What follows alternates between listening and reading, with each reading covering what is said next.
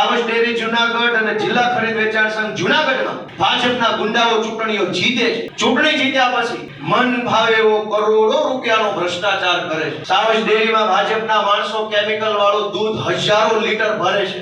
તમે વિચાર કરજો કે આજથી થોડાક વર્ષો પહેલા કેન્સરનું પ્રમાણ બહુ ઓછું હતું.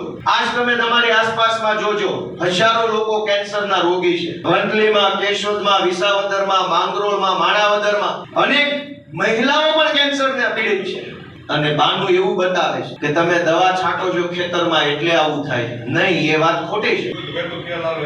દૂધની અંદર પ્યોર કેમિકલ નાખવામાં આવે છે. ઈ કેમિકલ વાળું દૂધ સાવજ ડેરીમાં ભાજપના માણસો ભરે છે. સાવજ ડેરીમાં પેકિંગ થાય છે. ઈ પેકિંગ વાળો માલ આપણે બીજા ત્રીજા દિવસે ખરીદીને પી જઈએ, પછી થાય છે આપણને કેન્સર. દવા તો વર્ષોથી છટાય છે. હમણાં જ કાં કેન્સર વધ્યા? દવા કઈ 5 વર્ષથી થોડી ચાલુ કરી, દવા તો 20 વર્ષથી છટાય છે. બહુ જૂના જમાનામાં મોનોકોટોફોસ થી ચાલુ થયેલું, તેથી કોઈને કેન્સર નહોતું. અને દવા તો પાંદડા ઉપર છટાય છે.